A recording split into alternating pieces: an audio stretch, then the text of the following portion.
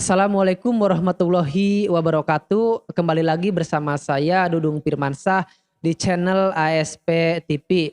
Nah, pada pertemuan kali ini saya akan menjelaskan mengenai dasar hukum KPK dan kedudukannya dalam pemberantasan korupsi.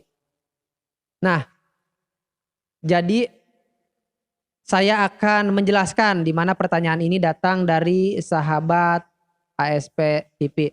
Saya akan menjawabnya namun tentunya setelah yang satu ini.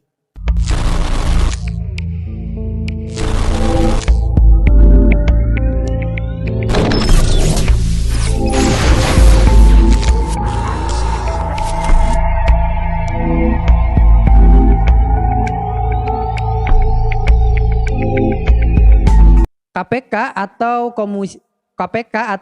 Komisi Pemberantasan Korupsi atau yang sudah biasa kita kenal katakanlah KPK ya, jadi disingkat aja. Merupakan lembaga negara dalam rumusan eksekutif yang dalam pelaksanaan tugasnya bersifat independen. Nah, dalam hal ini bebas dari pengaruh kekuasaan manapun. Jadi KPK ini bebas dari intervensi manapun. Jadi karena dia independen ya. Nah, pembentukan KPK tidak hanya dilakukan untuk memberantas korupsi, kolusi, dan nepotisme, melainkan juga sebagai stimulus agar upaya pemberantasan korupsi oleh lembaga lainnya berjalan efektif dan efisien. Kita juga harus tahu bahwasannya KPK dibentuk dengan visi yaitu bersama rakyat menurunkan tingkat korupsi untuk mewujudkan Indonesia maju, dan misinya itu ada 4 poin ya. Yaitu meningkatkan upaya pencegahan melalui pendidikan dan juga pemberantasan dan meningkatkan akuntabilitas. Nah, adapun dasar hukum KPK yaitu Undang-Undang nomor 31 tahun 99, di mana di dalam penjelasan umumnya disebutkan bahwa undang-undang ini mengamanatkan pembentukan Komisi Pemberantasan Tindak Pidana Korupsi yang akan diatur dalam undang-undang tersendiri dalam jangka waktu paling lambat 2 tahun sejak diundangkan. Nah, selain itu KPK termasuk ke dalam badan-badan lain yang berkaitan dengan kekuasaan kehakiman. Hal ini ketentuannya diatur dalam pasal 24 ayat 3 Undang-Undang Dasar 1945. Nah, adapun alasan KPK termasuk badan yang lainnya karena terdapat kriterianya yaitu memiliki tugas penyidikan, misalkan penyelidikan dan penuntutan sebagaimana diatur dalam pasal 6 huruf E Undang-Undang nomor 19 tahun 2019.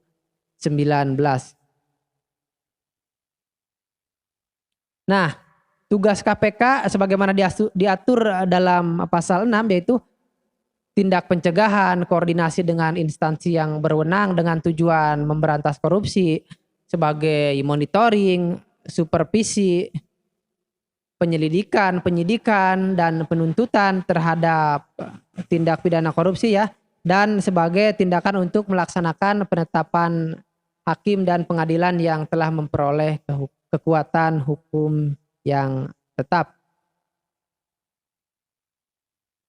Mengenai fungsi penindakan, tentunya ada hal yang membedakan KPK dengan kepolisian serta dengan kejaksaan juga ya, di mana hal itu tentunya diatur dalam pasal 11 Undang-Undang nomor 9 tahun 2019.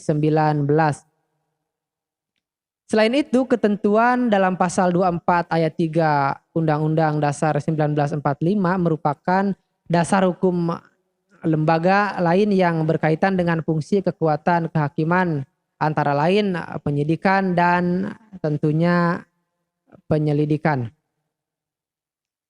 Menyoal anggaran KPK sebagai lembaga yang katakanlah super body, hal ini kurang tepat ya, karena banyak yang beranggapan seperti itu. Namun pada dasarnya dalam negara demokrasi sesungguhnya tidak ada lembaga yang namanya super body ya. Karena dalam bekerja antar lembaga dalam suatu negara sudah ada mekanismenya, yaitu mekanisme dan tupoksinya masing-masing. Jadi sudah jelas bahwasannya terkait dengan kedudukan dan fungsi KPK tadi sudah saya jelaskan, dan pasal serta kaitan dengan dasar hukumnya juga sudah dijelaskan. Semoga bisa membantu kawan-kawan. Sekian dari saya, terima kasih. Wassalamualaikum warahmatullahi wabarakatuh. ASP lapor, kami hukum, jauhi hukuman.